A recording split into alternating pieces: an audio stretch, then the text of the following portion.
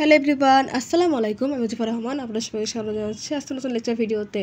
আজকে আমরা দেখব সফটওয়্যার ইঞ্জিনিয়ারিংয়ের দুইটা পার্ট। একটা হচ্ছে 1990 রুলস এবং W5HH এবং কোকোমো মডেল।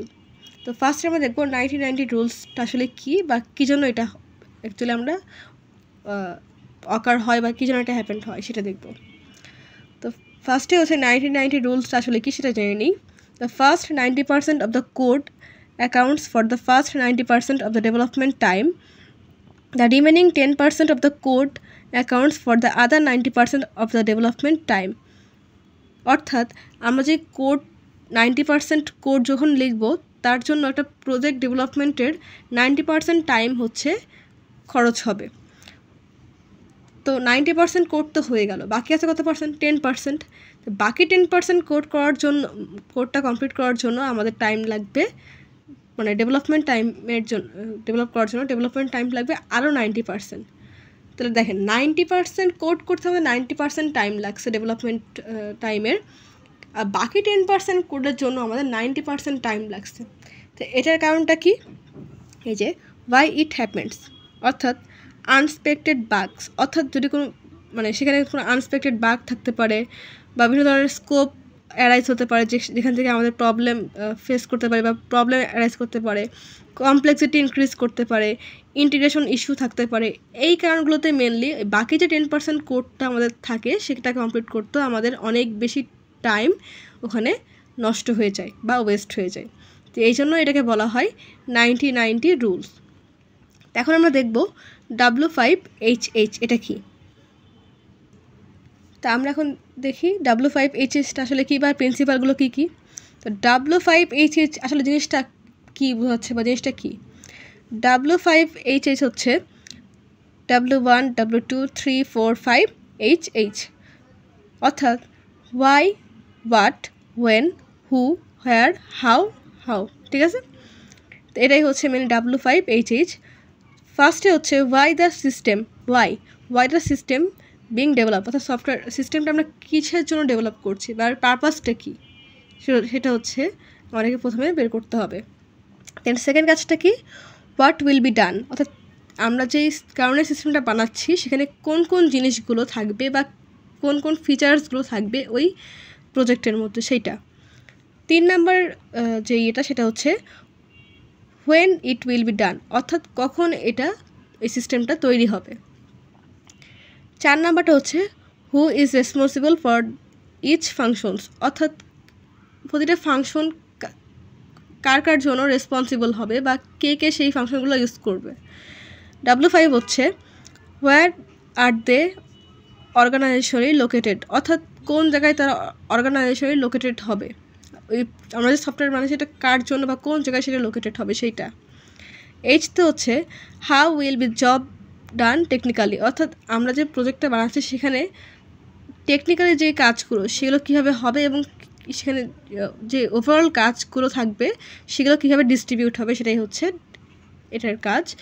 এবং লাস্ট H-টাতে হচ্ছে how much of each resource is needed, অর্থাৎ প্রতিটা রিসোর্স কতটুকু পরিমাণ দরকার ওই প্রজেক্টটাকে সম্পূর্ণ বিল্ড করার জন্য বা কোন কোন রিসোর্স দরকার সেগুলোকে আইডেন্টিফাই করতে হবে। তাহলে দেখেন এটাই হচ্ছে একটা প্রজেক্টের জন্য W5HH প্রিন্সিপাল, অর্থাৎ প্রজেক্টটা কেন ডেভেলপ করছি, তার পারপাস কী, কখন সেটা প্রজেক্টটা তৈরি করা হয়ে যাবে এবং সেই প্রজেক্টের যে ফাংশনালিটিগুলো সেগুলো কার জন্য তৈরি করা হচ্ছে বা কে রেসপন্সিবল থাকবে, কোন জায়গায় সেই প্রজেক্টটা লোকেটেড হবে, কোন কোন ক্ষেত্রে সেই প্রজেক্টটা টেকনিক্যালি বা আমাদের যে কাজগুলো সেগুলো করতে পারবো এবং কোন কোন রিসোর্স লাগবে, এই যে একটা ওভারঅল প্ল্যানিং সেটাই হচ্ছে W5HH প্রিন্সিপাল ঠিক করে দেয়। ঠিক আছে, তো এটা আমরা কেন করি? এই যে purpose of W5HH ensure A well through out of A plan before development beings, অর্থাৎ একটা ডেভেলপমেন্ট প্রসেস শুরু করার আগে একটা প্ল্যান করা বা ওয়েল থ্রু আউট প্ল্যান, অর্থাৎ একটা ক্লিয়ার ধারণা রাখা যায় প্রজেক্ট সম্পর্কে, তার জন্য আমরা W5HHটা ব্যবহার করি। Helps align stakeholders, developers and project managers, অর্থাৎ এই যে একটা সিস্টেমের ওভারঅল জিনিসগুলো, এর পারপাস কী লাগবে, কখন শেষ হবে বা কী কী ফিচার্স অ্যাড করতে হবে, এই যে কাজগুলো আমরা ফার্স্টে যখন ইনিশিয়ালি এই W5HS প্রিন্সিপাল নিয়ে একটা প্রজেক্টের এস্টিমেশন করে নিই, সেক্ষেত্রে আমাদের সবগুলো কাজ বা প্রজেক্টের গোল কিন্তু ক্লিয়ার হয়ে যায়, তাই না? সেক্ষেত্রে আমাদের যে স্ট্যাক হোল্ডার বা ডেভেলপার বা যে প্রজেক্ট ম্যানেজার তারা কিন্তু অ্যালাইনমেন্টে থাকবে, কারোর মধ্যে কোনো ধরনের কনফ্লিক্ট সৃষ্টি হবে না।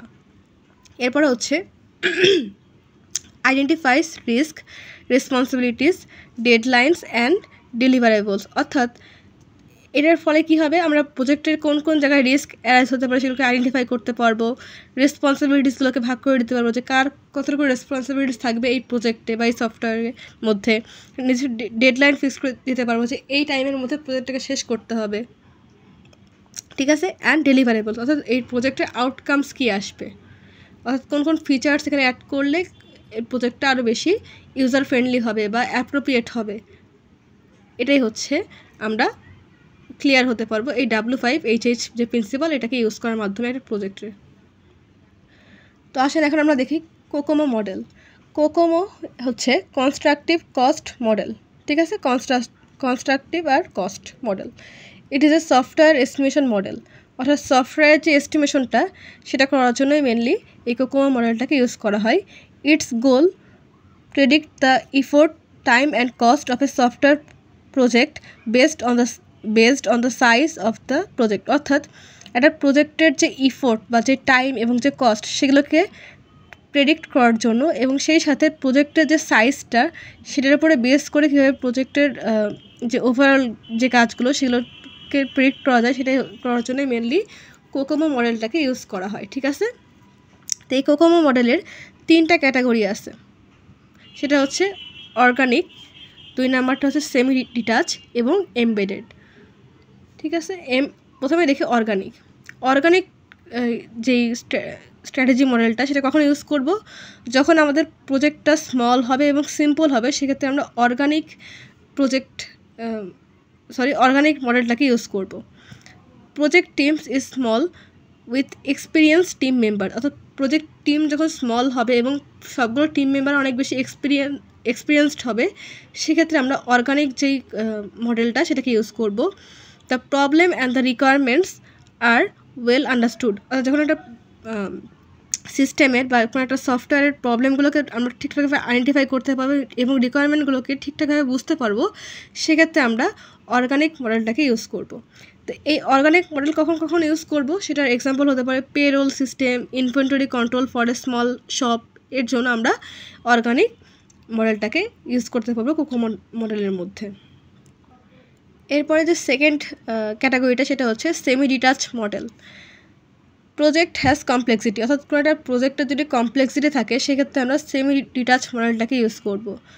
Project team will contains both experienced and inexperienced member, অর্থাৎ যখন প্রজেক্ট টিমের মধ্যে 2 ধরনের টিম মেম্বারই থাকবে, যে একজনের খুব ভালো এক্সপিরিয়েন্স আছে আর একজনের কোনো এক্সপিরিয়েন্স নাই, যখন এই কম্বিনেশন থাকবে একটা প্রজেক্টের মধ্যে তখন আমরা সেমি ডিটাচ মডেলটাকে চুজ করব। The project has an intermediate size, অর্থাৎ যদি একটা প্রজেক্টের সাইজ মিডিয়াম সাইজের হয় বা ইন্টারমিডিয়েট লেভেলের সাইজের হয়, সেক্ষেত্রে আমরা সেমি ডিটাচ মডেলটাকে ইউজ করব। এটাকে বললাম যে প্রজেক্ট যদি স্মল হয় সেক্ষেত্রে আমরা অর্গানিক মডেল চুজ করব, যদি মিডিয়াম সাইজ হয় সেক্ষেত্রে সেমি ডিটাচ মডেলটাকে ইউজ করব। তো এই সেমি ডিটাচ যে মডেল তার এক্সাম্পল হতে পারে accounting software, school management system, এগুলোর ক্ষেত্রে আমরা সেমি ডিটাচ মডেলটাকে ইউজ করব কোকোমো মডেলের আন্ডারে। তাছাড়া এখন আমরা দেখব এমবেডেড মডেল, মানে থার্ড যে ক্যাটাগরিটা ছিল সেটা হচ্ছে। তো এমবেডেড মডেল কখন ইউজ করবো, যে project is large and complex, অর্থাৎ একটা প্রজেক্ট যদি লার্জ হয় এবং কমপ্লেক্স হয় সেক্ষেত্রে আমরা এমবেডেড মডেলটাকে ইউজ করব। If the project recurring the highest level of complexity, creativity and experience use this model, অর্থাৎ যদি আমরা কোনো একটা প্রজেক্টে রিকোয়ার্ড থাকে যে হায়ার লেভেলের হচ্ছে কমপ্লেক্সিটি থাকবে এবং ক্রিয়েটিভিটি থাকতে হবে এবং এক্সপিরিয়েন্স টিম মেম্বারদের সেই কাজগুলো করতে হবে, সেক্ষেত্রে আমরা এমবেডেড মডেলটাকে ইউজ করব। তো এই এমবেডেড মডেলের এক্সাম্পল হতে পারে যেমন ধরেন ই-কমার্স ওয়েবসাইট যদি আমরা বানাতে চাই, সেক্ষেত্রে অনেক হিউজ একটা প্রজেক্ট সেটা, তাই না, এখানে কমপ্লেক্সিটি বেশি থাকতে পারে, বাট লার্জ প্রজেক্ট সেটা, সেক্ষেত্রে আমরা এমবেডেড মডেলটাকে ইউজ করতে পারবো। তো কোকোমো মডেলে মেনলি 3টা ক্যাটাগরি আছে বা 3টা টাইপস, সেটা হচ্ছে বেসিক মডেল, ইন্টারমিডিয়েট মডেল আর এখানে হচ্ছে ডিটেল মডেল। অর্থাৎ এই কোকোমো মডেলের মধ্যে 3টা টাইপ, বেসিক, ইন্টারমিডিয়েট আর ডিটেল। তা আমরা মেইনলি বেসিক মডেল নিয়ে কাজ করব, ওই 3টা ক্যাটাগরি দেখলাম সেগুলো নিয়ে, অর্গানিক, সেমি ডিটাচ এবং এমবেডেড, এইগুলো নিয়ে মেইনলি আমরা কাজ করবো এবং সেটা হবে বেসিক মডেলের আওতায়। ইন্টারমিডিয়েট এবং ডিটেল মডেল আমাদের লাগবে না। এখন আমাদের কিছু সূত্র দেখতে হবে বেসিক মডেলের মধ্যে। আমরা যে অর্গানিক, সেমি ডিটাচ এবং এমবেডেড সিস্টেমগুলো পড়লাম সেগুলোতে এই সূত্রগুলো কীভাবে অ্যাপ্লাই হবে সেটা এখন আমরা দেখব স্টেপ বাই স্টেপ। তো ফার্স্টে একটা সূত্রগুলো দেখে নিই। সূত্রগুলো হচ্ছে E = A × K log পাওয়ার হচ্ছে B। কে লগ বা KLOCটা কি? Kilo line of code. অর্থাৎ আমাদের যে লাইন অফ কোড দেওয়া থাকবে কোশ্চেনে সেটাকে কিলোতে কনভার্ট করে নিতে হবে, অর্থাৎ 1000 দিয়ে ভাগ করে নিতে হবে। বা যদি কিলোতে দেওয়া থাকে তাহলে আর কোনো সমস্যাই নেই। তো কিলোতে ভাগ করে নিব। আর A আর B এটা পরে আসছি। এটার এটা হচ্ছে পার্সন মান্থ, ঠিক আছে। এরপর হচ্ছে D বের করতে হবে। D = আমাদের ডেভেলপমেন্ট টাইম। ই হচ্ছে আমাদের ইফোর্ট, মানে একটা প্রোগ্রামে কতটুকু আমরা ইফোর্ট দিচ্ছি সেটা হচ্ছে এস্টিমেটেড ইফোর্টটাই হচ্ছে ই। আর ডি হচ্ছে ডেভেলপমেন্ট টাইম। ডেভেলপমেন্ট টাইম বা D = C × E পাওয়ার হচ্ছে ডি। ইটা কোথা থেকে আসছে? এই যে এস্টিমেটেড ইফোর্টটা আমরা যে বের করব, এই যে মানটা পাবো সেটাই হচ্ছে আমরা এখানে বসাই দিব। আর সি আর ডি এর মানটা আমরা টেবিলে দেখবো একটু পরে। এরপর হচ্ছে পিতে কি? নাম্বার অফ পার্সন ইনভলভ, অর্থাৎ আমাদের কতগুলো পার্সন ওই কোডটা বা ওই প্রোগ্রামটা বিল্ড করার জন্য মানে প্রয়োজন ছিল সেটাই হচ্ছে এখানে বের করব। তো এটা সূত্রটা হচ্ছে P = E/D, E/B/D। ই হচ্ছে আমাদের যে এস্টিমেটেড ইফোর্ট আর ডি হচ্ছে আমাদের ডেভেলপমেন্ট টাইম। এদেরকে যদি আমরা ডিভাইড করি সেক্ষেত্রে আমরা পার্সন পেয়ে যাবো, কতগুলো পার্সন এই প্রজেক্টটাকে বিল্ড করার জন্য লাগছিল। আর লাস্ট হচ্ছে প্রোডাক্টিভিটি। Productivity = LOC/E। LOC কি? লাইন অফ কোড, ঠিক আছে। লাইন অফ কোড /E অর্থাৎ এস্টিমেটেড ইফোর্ট। যদি লাইন অফ কোডকে আমরা এস্টিমেটেড ইফোর্ট দিয়ে ডিভাইড করি সেক্ষেত্রে আমরা line of code per person month এটাকে পেয়ে যাব, ঠিক আছে। তা আমরা যখন এক্সাম্পল দেখব তখন এগুলো খুব ইজিলি বুঝে যাব। তা ই দিয়ে কী হচ্ছে? এই যে effort applied in person month, অর্থাৎ কতটুকু ইফোর্ট দেওয়া হয়েছে। ডিতে হচ্ছে ডেভেলপমেন্ট টাইম ইন মান্থ। পিতে হচ্ছে total number of person required to accomplish the project. আর প্রোডাক্টিভিটি হচ্ছে how many lines of the code a person can write in 1 month। অর্থাৎ প্রোডাক্টিভিটিকে করা হয় যে লাইন অফ কোড কতগুলো আছে এবং একটা মানুষ এক মাসে কতটুকু কোড লিখতে পারে বা রাইট করতে পারে, এটাই হচ্ছে মেনলি করা হয়েছে। তা আসেন এখন আমরা একটা টেবিল দেখে নিই এবং সেই টেবিলটা আমাদেরকে মেমোরাইজ করতে হবে, অথবা কোশ্চেনে দেওয়া থাকতে পারে। ঠিক আমার ঠিক জানা নেই যে কোশ্চেনে দেওয়া থাকবে কি না, দেওয়া থাকতেও পারে, নাও থাকতে পারে। তো আপনারা এই টেবিলটা একটু কষ্ট করে মুখস্থ করে নেবেন। যদি কোশ্চেনে দেওয়া থাকে সেক্ষেত্রে আপনারা বেনিফিটেড হবেন, আর যদি কোশ্চেনে দেওয়া না থাকে সেক্ষেত্রে যাতে আপনারা এই ম্যাথটা সলভ করতে পারেন সেই জন্যই মেনলি বলতেছি যে এই টেবিলটা আপনারা একটু কষ্ট করে মুখস্থ করে নেবেন। তো এই যে এটা হচ্ছে সেই টেবিলটা যেটাকে আপনাকে মুখস্থ করতে বলছিলাম একটু আগেই, সেইটা এখানে হচ্ছে সফটওয়্যার প্রজেক্ট। আমরা 3টা টাইপ দেখলাম, অর্গানিক, সেমি ডিটাচ আর এমবেডেড, তাই না। আর ABCD, এই ABCDর মান কেন মুখস্থ করব? এই যে দেখেন আমাদের সূত্রে কিন্তু এই যে ABCD এই 4টা জিনিসই লাগছে। তো এই 4টা জিনিসের জন্য মেনলি এই 3টা ক্যাটাগরির জন্য আমাদেরকে মুখস্থ করতে হবে। তো সফটওয়্যার প্রজেক্টের জন্য অর্গানিক যদি আমরা ইউজ করি, মানে অর্গানিক মডেল, সেক্ষেত্রে আমাদেরকে এর মান হবে 2.4। যদি অর্গানিক ইউজ করি সেক্ষেত্রে আমাদের এর মান আসবে 2.4, বি এর মান আসবে 1.05, সি এর মান আসবে 2.5 আর ডি এর মান আসবে 0.38। এখন দেখেন আপনারা কি এই মানগুলো দেখে ভয় পেয়ে গেছেন? ভয় পাওয়ার কোনো নেই।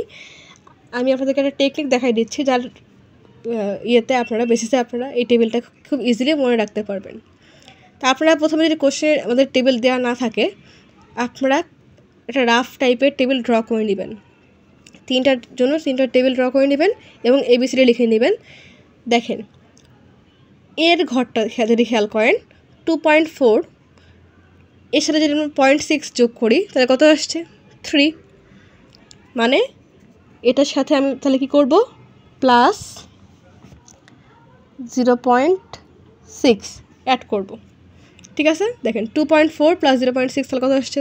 3 3 প্লাস 0.6 কত আসছে 3.6 মানে 0.0606 করে মানে 0.6 করে বাড়ছে ক্লিয়ার বি এর মানটাই জাস্ট আপনাদেরকে একটু মুখস্থ করতে হবে এই তিনটা মান 1.05 1.12 1.20 এই অর্গানিক সেমি ডিটাচ এবং এমবেডেড মডেলের জন্য জাস্ট এই বি এর ঘরটাই মুখস্থ করবেন দেখেন সি এর কিন্তু সবগুলো ভ্যালু সেম 2.5 2.5 2.5 সেম এটা তো মুখস্থ করার কিছু নেই 2.5টা মনে রাখলেই হলো যে সি এর জন্য 2.5 এটাকে মনে রাখবেন আর ডি এর জন্য কী হচ্ছে দেখেন আমাদের কমছে তাই না কতটুকু করে কমছে 3 ঘর করে কমছে তাহলে এখানে -0.3 দেখেন 0.38 -0.3 করলে কত আসছে 0.35 -0.3 করলে কত আসছে 0.32 মানে 3 করে কমছে মানে 0.3 করে কমছে তাই না তো এটাই হচ্ছে মনে রাখার একটা টেকনিক তো ফার্স্ট এটা হচ্ছে 0.6 অ্যাড করবেন বি না যে রোটা সেটাকে একটু মুখস্থ করবেন কষ্ট করে সি এর তো 2.5 সবগুলোরই সেম আর ডি এর জন্য 0.3 মাইনাস করবেন ক্লিয়ার এভাবে আপনারা এই টেবিলটাকে মেমোরাইজ করতে পারেন আর যদি কোশ্চেনে দেওয়া থাকে তাহলে তার কোনো সমস্যাই নেই তো আমরা এই যে সূত্রগুলো দেখলাম এবং যে টেবিলটা দেখলাম এখন এই সূত্রগুলোকে কীভাবে অ্যাপ্লাই করা যায় সেটা দেখব আসলে একটা এক্সাম্পল দেখি a software project requires 2000 line of code for development অর্থাৎ লাইন অফ কোড অর্থাৎ এলওসি দেওয়া আছে তাই না এটা কত 2000 using the basic COCOMO model যে বেসিক কোকোমো মডেল আমি এটাকে বলছিলাম যে কোকোমো মডেলের 3টা টাইপ আছে একটা হচ্ছে বেসিক ইন্টারমিডিয়েট আর ডিটেলস আমাদের ইন্টারমিডিয়েট আর ডিটেলস লাগবে না জাস্ট বেসিকটাই লাগবে বেসিক কোকোমো মডেলটা ইউজ করতে হবে then calculate the estimated effort required to complete the project অর্থাৎ এস্টিমেটেড ইফোর্ট অর্থাৎ ই এর মান বের করতে বলা হয়েছে তাই না এস্টিমেটেড ইফোর্ট তো ই এই যে এস্টিমেটেড ইফোর্ট এটা হচ্ছে ই এর সূত্র হচ্ছে এটা আমরা জানি ওকে এরপর কী করতে বলা হয়েছে দ্য ডেভেলপমেন্ট টাইম তাহলে ডেভেলপমেন্ট টাইম কোনটা ডি এর সূত্র আমরা জানি ঠিক আছে নাম্বার অফ পারসনস ইনভলভ অর্থাৎ এই যে the total number of person required the accomplish the project অর্থাৎ পি এর সূত্র আমরা জানি আমরা যদি ই আর ডি বের করতে পারি একে ডিভাইড করলে পি এর মানটা পেয়ে যাব যে কতগুলো পার্সন লাগবে আর লাস্টে কী বলা হয়েছে অ্যান্ড দ্য প্রোডাক্টিভিটির সূত্র আমরা জানি এই যে line of code divided by E অর্থাৎ ইফোর্টটাকে ডিভাইড করলে আমরা প্রোডাক্টিভিটিকে পেয়ে যাব আমরা সবগুলো সূত্রই জানি জাস্ট এই ভ্যালুগুলোকে আমরা এখন অ্যাসাইন করব এবং সূত্র অনুযায়ী সেগুলোর মান বের করব perform the calculation for each of the following project models এখানে 3টা মডেলে দেওয়া আছে এখানে অর্গানিক সেমি ডিটাচ এবং এমবেডেড আপনাদের কোশ্চেনে এরকম 3টা মডেল দেওয়া থাকতে পারে অথবা যে কোনো একটা বা 2টা মডেল দেওয়া থাকতে পারে সেটা ডিপেন্ড করছে প্রশ্নের নাম্বারের উপর ডিপেন্ড করবে তা আমি 3টার জন্য দেখাই দিচ্ছি যাতে আপনাদের বুঝতে ইজি হয় তো দেখেন এটা হচ্ছে ফার্স্টে অর্গানিকের জন্য ঠিক আছে এখানে লিখে রাখি অর্গানিকের জন্য তো এখানে হচ্ছে ই ইজিক্যাল টু আমরা যে সূত্র দেখছিলাম এ ইন্টু KLOC পাওয়ার হচ্ছে বি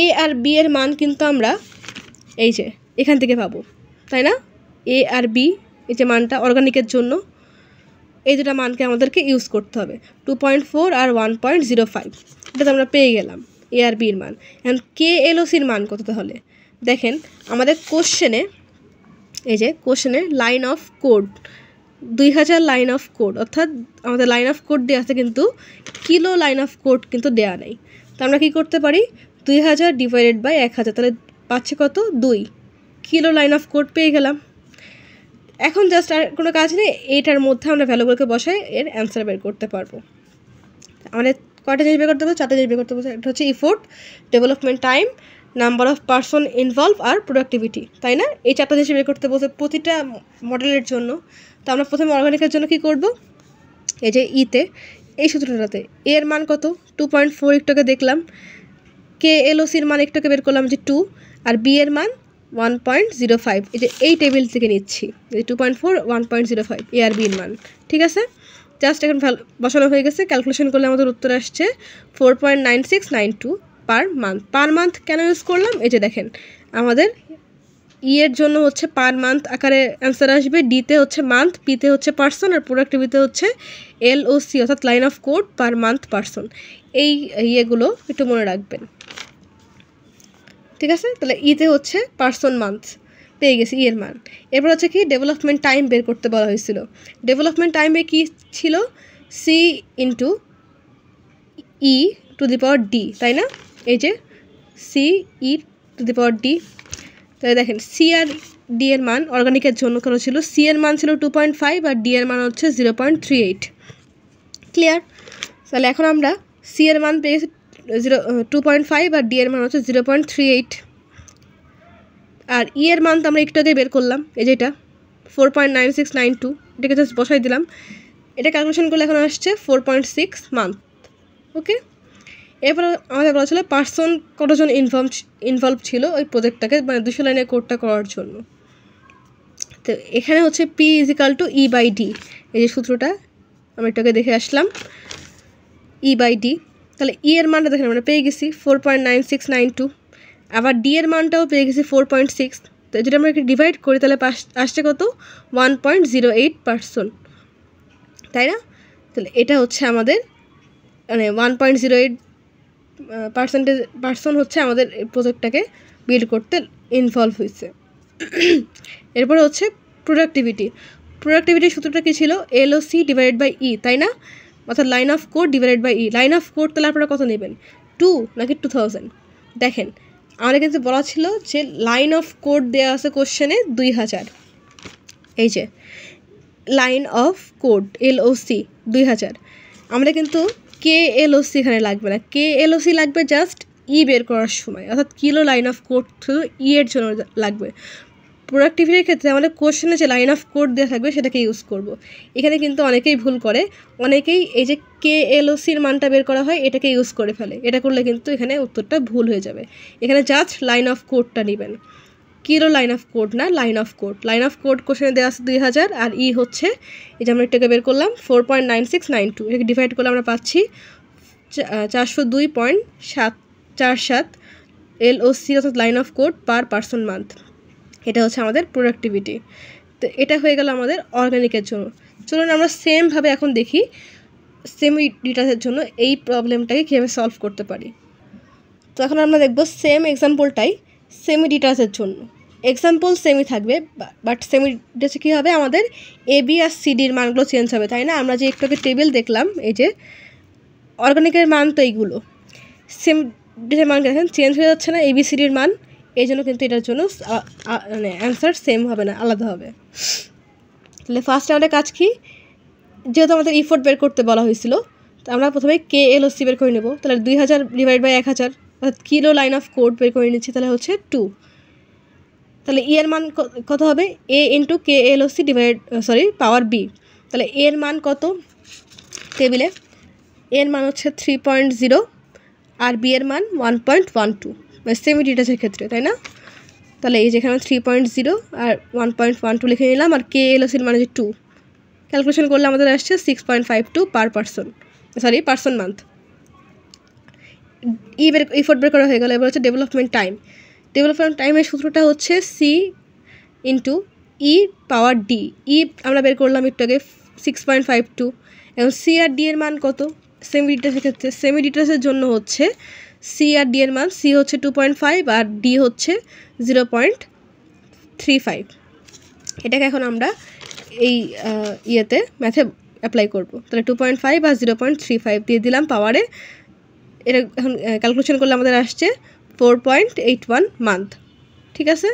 এরপর হচ্ছে P, অর্থাৎ কতগুলো পার্সন ইনভলভ ছিল সেমি ডিটাচ যদি প্রবলেম হয় সেক্ষেত্রে, E/D, অর্থাৎ ই এর মান আমরা এটাকে বের করলাম আর ডি এর মান হচ্ছে বের করলাম। তো একে ডিভাইড করলে আসছে 6.52 / 4.81 করলে আসছে 1.35 পার্সনস। আর প্রোডাক্টিভিটির সূত্র হচ্ছে LOC / E। LOC হচ্ছে লাইন অফ কোড আমাদের কোশ্চেনে দেওয়া আছে 2000, আর ই হচ্ছে আমরা এটাকে বের করলাম এই যে 6.52, ডিভাইড করলে আসছে 306.74 LOC পার পার্সন মান্থ। তাহলে আমাদের সেমি ডিটাচের জন্য কিন্তু আমাদের effort, development time, person, involve আর প্রোডাক্টিভিটি ক্যালকুলেশন করা হয়ে গেল। লাস্ট আমাদের কোশ্চেনে কী বলা ছিল, আমাদের কোশ্চেনে বলা ছিল অর্গানিক, সেমি ডিটাচ এবং এমবেডেড সিস্টেমের জন্য এই সেম কোশ্চেনটাকে ফলো করে সলভ করতে। তো এখন আমরা সেটা দেখব। তো সেমভাবে প্রথমে আমরা KLOC বের করে নেব, যেহেতু আমাদের ইফোর্ট বের করতে বলা হয়েছে। 2000 divided by 1000, 2000 line of code কোশ্চেনে দেওয়া আছে, তাহলে আমরা পাচ্ছি 2। তাহলে ইফোর্ট হচ্ছে কি A KLOC পাওয়ার হচ্ছে B। তাহলে A আর B এর মান কত হবে এমবেডেডের ক্ষেত্রে? এমবেডেডের জন্য হচ্ছে A আর B এর মান 3.6 আর B এর মান হচ্ছে 1.20, তাই না? এই যে A হচ্ছে 3.6 আর 1.20 আর KLOCর মান তো 2। এটা জাস্ট ক্যালকুলেশন করলে আমাদের আসছে 8.27 পারসন মান্থ। D হচ্ছে development time, C into E পাওয়ার D। তাহলে E এর মানটা আমরা পেয়ে গেছি 8.27, আর C হচ্ছে আমি বলছিলাম যে সবার জন্য E এর মান হচ্ছে সেম 2.5, আর D এর মান হচ্ছে এমবেডেডের জন্য 0.32, তাই না?